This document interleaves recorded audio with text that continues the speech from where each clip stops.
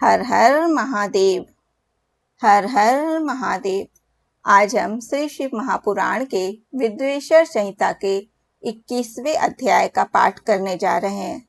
इसमें यदि कोई गलती होती है तो उसके लिए महादेव से और आप सभी से क्षमा प्रार्थी हूँ। हर हर महादेव।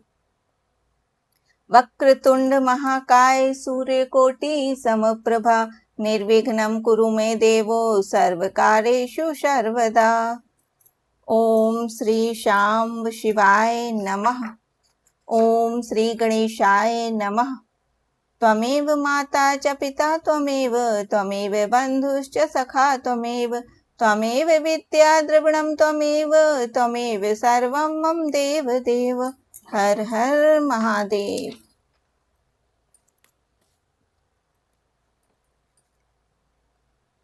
अथैकविंशो अध्याय 20वां 21वां अध्याय। कामना भेद से पार्थिव लिंग के पूजन का विधान। ऋषिगण बोले, हे व्यास शिष्य सूत जी, हे महाभाग, आपको नमस्कार है। हे तात, आपने अच्छी प्रकार से पार्थिव वार्चन की विधि बताई। अब सकाम पूजन में मनोवांछित पदार्थ के अनुसार कितनी संख्या में पार्थिव लिंगों के पूजन की विधि है? हे दीनवत्सल, इसे कृपा पूर्वक बताइए। सूत जी बोले, हे ऋषियों, आप सब लोग पार्थिव पूजन की विधि का श्रवण करें, जिसका अनुष्ठान करने से मनुष्य कृतकृत्य हो जाता है। पार्थिव लिंग के पूजन को छोड़कर जो लोग अन्य देवों के यजन में लगे रहते हैं, उनकी वह पूजा, तप तथा दान आदि व्यर्थ हो जाता है। अब मैं कामना के अनुसार पार्थिव लिंगों की संख्या बताता हूँ। हे मुनि श्रेष्ठ, अधिक संख्या में अर्चन तो निश्चय ही फलदायी होता है। प्रथम आवाहन, तब प्रतिष्ठा, तदनंतर सभी लिंगों का पूजन अलग अलग करना चाहिए। लिंगों का आकार तो एक समान ही रखना चाहिए। विद्या प्राप्ति की कामना से पुरुष भक्ति पूर्वक 1000 पार्थिव शिवलिंगों का पूजन करे। इससे निश्चय ही उस फल की प्राप्ति हो जाती है। धन चाहने वाले पुरुष को उसके आधे 500, पुत्र चाहने वाले को 1500 और वस्त्रों की आकांक्षा वाले को 500 शिवलिंगों का पूजन करना चाहिए। मोक्ष की कामना वाले व्यक्ति को 1 करोड़, भूमि की अभिलाषा वाले को 1000, दया प्राप्ति की इच्छा वाले को 3000 और तीर्थाटन की इच्छा वाले को 2000 शिवलिंगों की पूजा करनी चाहिए। मित्र प्राप्ति की इच्छा वाले को 3000 तथा अभिचार कर्मों में 500 से लेकर 1000 तक पार्थिव शिवलिंगों के पूजन की विधि है। कारागार आदि के बंधन से छुटकारे की इच्छा से 1500 तथा राज भय से मुक्ति की इच्छा से 500 शिवलिंगों का पूजन बुद्धिमानों को जानना चाहिए। चोर आदि के संकट से बचने के लिए 200 और डाकिनी आदि के भय से मुक्ति हेतु 500 पार्थिव शिवलिंगों का पूजन बताया गया है। दरिद्रता से छुटकारे के लिए 5000 और सभी कामनाओं की सिद्धि के लिए 10,000 पार्थिव शिवलिंगों का पूजन करना चाहिए। हे मुनि श्रेष्ठों, अब मैं नित्य पूजन विधि बताता हूँ, आप लोग सुने। एक पार्थिव लिंग का नित्य पूजन पापों का नाश करने वाला और 2 लिंगों का पूजन अर्थ की सिद्धि करने वाला बताया गया है। 3 लिंगों का पूजन सभी कामनाओं की सिद्धि का मुख्य हेतु कहा गया है। पूर्व में बताई गई संख्या विधि में भी उत्तरोत्तर संख्या अधिक फलदायिनी होती है। अन्य मुनियों के मत से संख्या का जो अंतर है वह भी अब बताता हूँ। बुद्धिमान मनुष्य 10,000 पार्थिव शिवलिंगों का अर्चन करके महान राजभय से भी मुक्त होकर निर्भय हो जाता है। कारागार आदि से छूटने के लिए 10,000 लिंगों का अर्चन करना चाहिए और डाकिनी आदि के भय से छूटने के लिए 7,000 लिंगार्चन कराना चाहिए। पुत्रहीन पुरुष 55,000 लिंगार्चन करे। कन्या संतान की प्राप्ति 10,000 लिंगार्चन से हो जाती है। 10,000 लिंगार्चन से विष्णु आदि देवों के समान ऐश्वर्य प्राप्त हो जाता है। 10 लाख शिवलिंगार्चन से अतुल संपत्ति प्राप्त हो जाती है। जो मनुष्य पृथ्वी पर 1 करोड़ शिवलिंगों का अर्चन कर लेता है, वह तो विश्व रूप ही हो जाता है।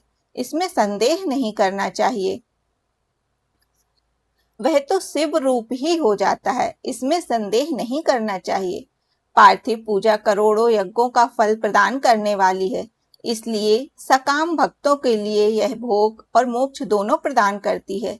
जिस मनुष्य का समय रोज बिना लिंगार्चन के व्यतीत होता है, उस दुराचारी तथा दुष्टात्मा व्यक्ति की महान हानि होती है।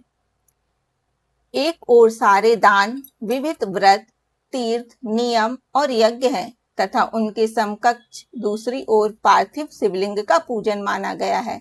कलयुग में तो जैसा श्रेष्ठ लिंगार्चन दिखाई देता है, वैसा अन्य कोई साधन नहीं है। यह समस्त शास्त्रों का निश्चित सिद्धांत है।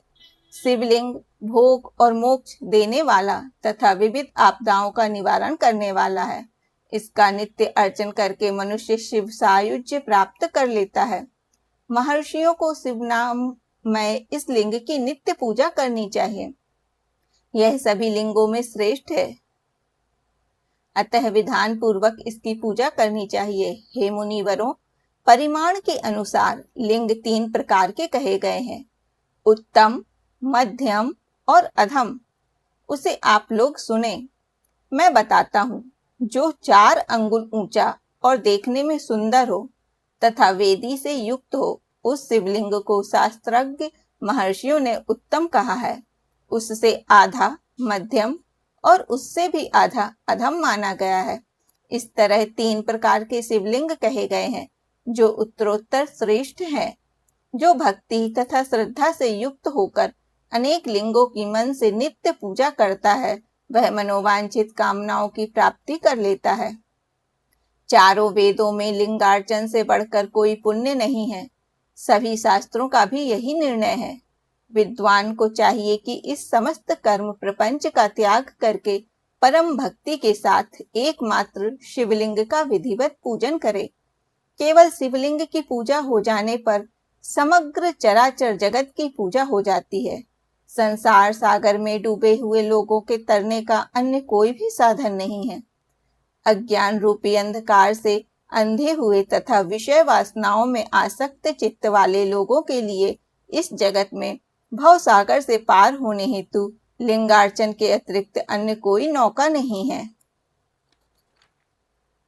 ब्रह्मा, विष्णु आदि देवता, मुनिगण, यक्ष, राक्षस, गंधर्व, चारण, सिद्धजन, दैत्य, दानव, शेष, आदिनाग, गरुण आदि पक्षी, प्रजापति, मनु, किन्नर और मानव समस्त अर्थ सिद्धि प्रदान करने वाले शिवलिंग की महान भक्ति के साथ पूजा करके अपने मन में स्थित उन समस्त अभीष्ट कामनाओं को प्राप्त कर चुके हैं।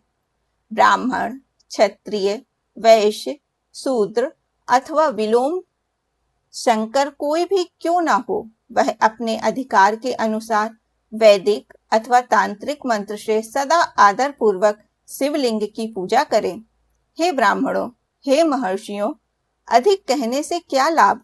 शिवलिंग का पूजन करने में स्त्रियों का तथा अन्य सब लोगों का भी अधिकार है। द्विजों के लिए वैदिक पद्धति से ही शिवलिंग की पूजा श्रेष्ठ है, परंतु अन्य लोगों के लिए वैदिक मार्ग से पूजा करने की सम्मति नहीं है। वेदज्ञ द्विजों को वैदिक मार्ग से ही पूजा करना चाहिए, अन्य मार्ग से नहीं। यह भगवान शिव का कथन है।